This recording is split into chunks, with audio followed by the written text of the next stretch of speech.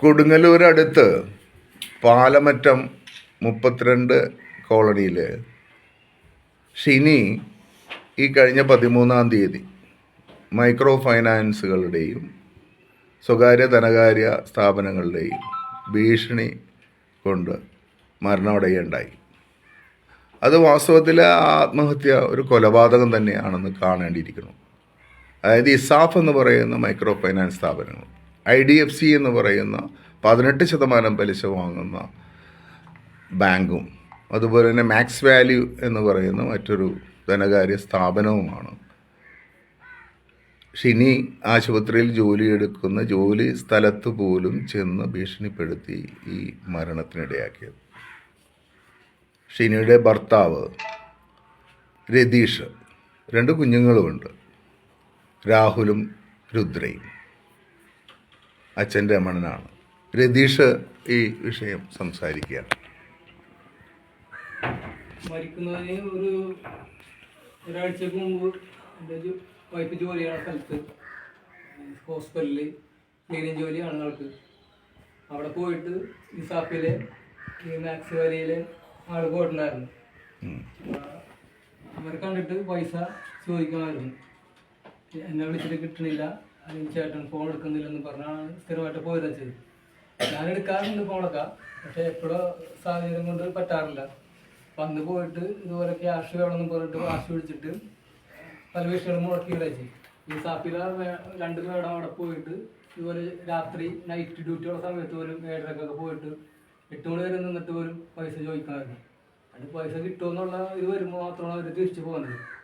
ഈ പറഞ്ഞ ദിവസം 13-ാം തീയതി മരണപ്പെടുന്നതിൻ്റെ ആ ദിവസം രാവിലെ മാക്സ് വാല്യൂ ബൈക്കിൻ്റെ ആള്, പിന്നെ ഒരു IDFCയിലത്തെ ഒരാൾ, പിന്നെ ഇസാഫിലത്തെ 2 മേഡം, ഇവർ 2 പേരാണ് വീട്ടിൽ വന്നത്.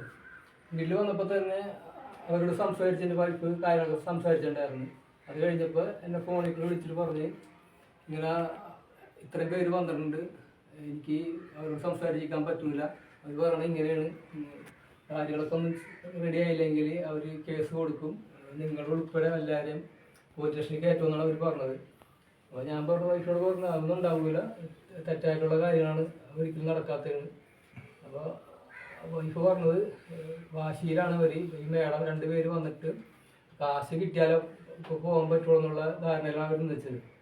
പിന്നെ എനിക്ക് ഞാൻ ഫോൺ കട്ട് ചെയ്ത് അതിന് ശേഷമാണ് കാര്യങ്ങളൊക്കെ നടക്കുന്നത്. അപ്പോൾ എൻ്റെ അച്ഛൻ ഉണ്ടായിരുന്നു വീട്ടിൽ. അച്ഛനെ പറയണത് അവർ എൻ്റെ വീടിൻ്റെ അകത്തോട്ട് ഒരു കയർ ചെയ്യുന്നതാണ്. ഈ സാഫിലെ 2 മേഡം, അതിൽ ഒരാളാണ് കയറിയത്. അപ്പോൾ എൻ്റെ വൈഫ് അകത്തോട്ട് വാതിലടച്ച് കഴിഞ്ഞപ്പോൾ അതിൻ്റെ പുറകെ വന്ന് വാതിൽ തുറക്കുന്നു പറഞ്ഞുള്ളൊരു ഭീഷണിയൊക്കെ മുടക്കിയപ്പോൾ ആൾക്കത് താങ്ങാൻ പറ്റാതായി കഴിഞ്ഞപ്പോഴാണ് ആൾ ഇത് ചെയ്തത്. ഇവർ തന്നെയാണ് എൻ്റെ ഭാര്യയുടെ മരണത്തിന് ഉത്തരവാദി. പിന്നീട് സുബീഷ് എന്ന് പറയുന്ന ഒരാള് അവര് പണി സ്ഥലത്ത് പോയി സമ്മർദ്ദപ്പെടുത്തി അവിടെ കൂടെയുള്ള ജോലിക്കാരിൽ നിന്ന് പണം പിരിച്ചു പോലും നിങ്ങളുടെ ഭാര്യ പൈസ അടക്കണ്ടായി അല്ലേ?